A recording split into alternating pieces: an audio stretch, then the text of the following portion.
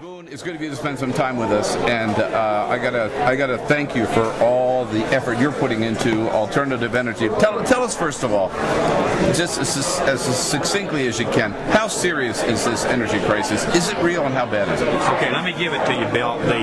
We are importing now almost 70% of our oil. That is a huge security problem for America. And that's up from 8 years ago, right? In 1991, the Gulf War, we were importing 42%. And I made speeches in the early 90s that said, we can't stand it. By the end of the decade, we'll be 60%. And there were several guys who wrote articles and said, he's lost his mind, it won't be 60. It was 60. Now we're almost 70.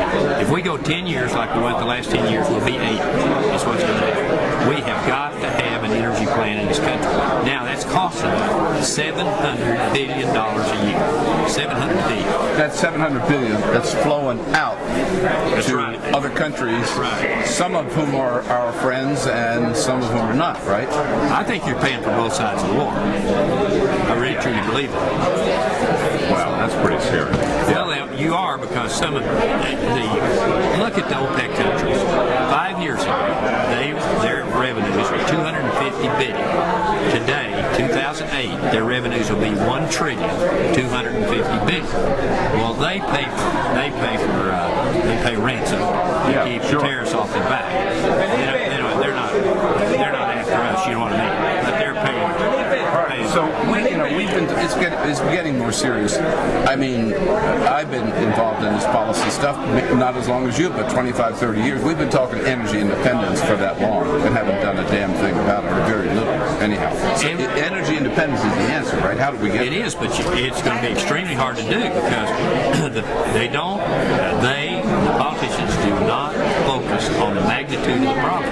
Let me tell you how big it is, and I can tell you very quickly. We are importing 12 million barrels of oil a day. The Saudis produce 9 million. So we're importing more than the Saudis can produce. Yes, and you think are producing. Okay, we're now out of 85 million barrels a day that's produced in the world every day.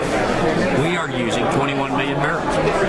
Okay, part of that's ours, and part of the 12 million is imported. So can we wean ourselves off that?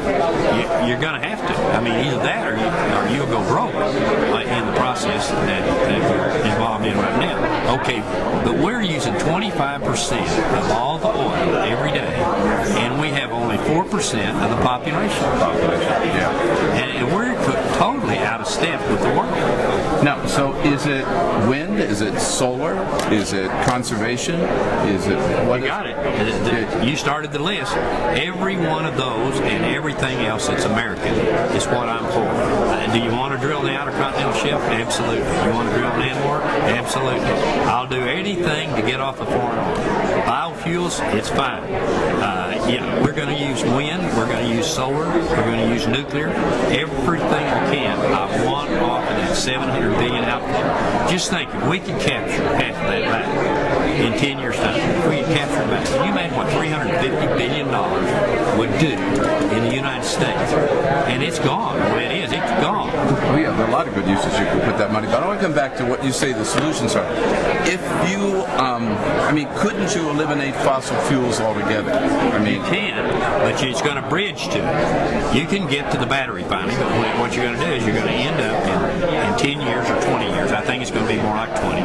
And Al Gore and I, we visit back and forth on this subject, and he wants to get on the battery as quick as he can. Right. But the battery won't move an 18-wheeler. We do not have the technology to get to where Al wants to go as soon as I think we have to be someplace.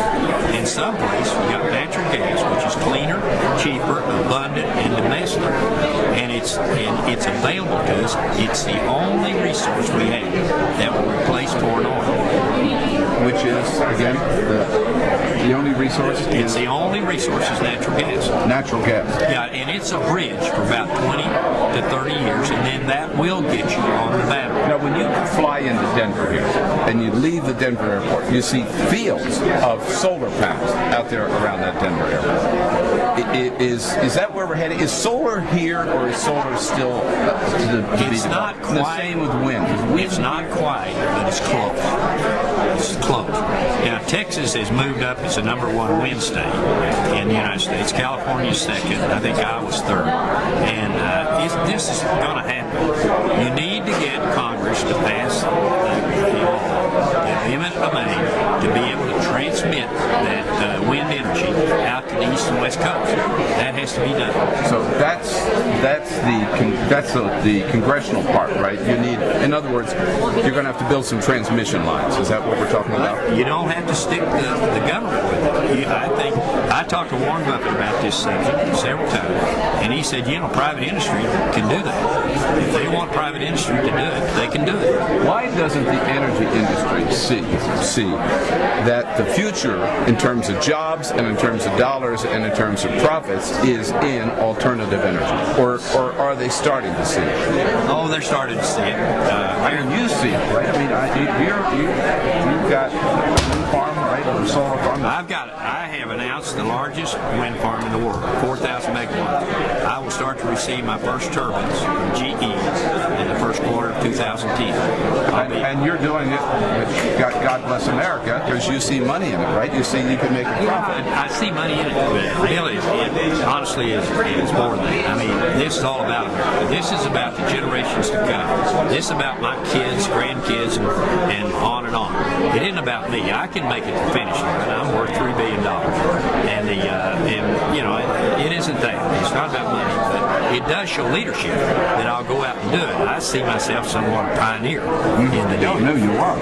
Particularly, again, among the business community. I think environmentalists like me have been talking about this for a long time. So my question is, why aren't there more business people like you who say, well, fossil fuels that's where we were, we got to move in, and that's where we invest our money, and that's where we're going to make money in the future? I don't know, Bill. I mean, it's coming, but Congress has to step in and give the corridors. They also have to extend the production tax credit. That will help do it. But when somebody said, well, he wants taxes to make this deal work, let me tell you, we're sending $700 billion a year out.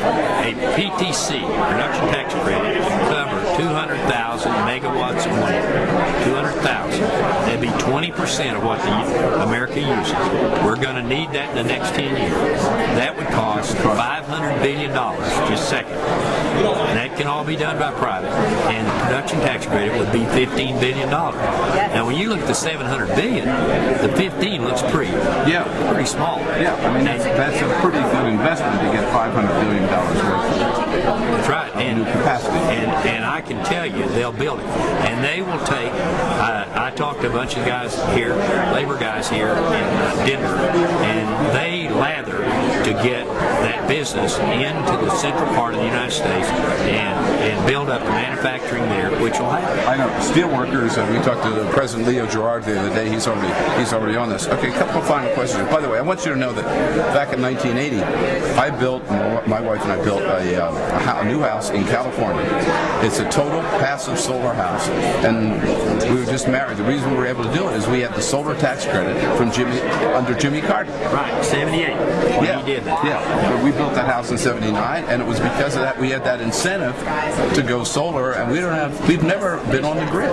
We've got panels for hot water. But do you know why it hadn't happened, Bill? See, you were a visionary to do that. Well, you were, no question. But you look at why it hasn't happened, because energy was cheap. It was always cheap. Yeah. And every time we started to do something, the price dropped down or something. It's too cheap. All right, two quick questions. All right, number one is, on this alternative energy, why should environmentalists like me trust an oil man like you? I'm an American.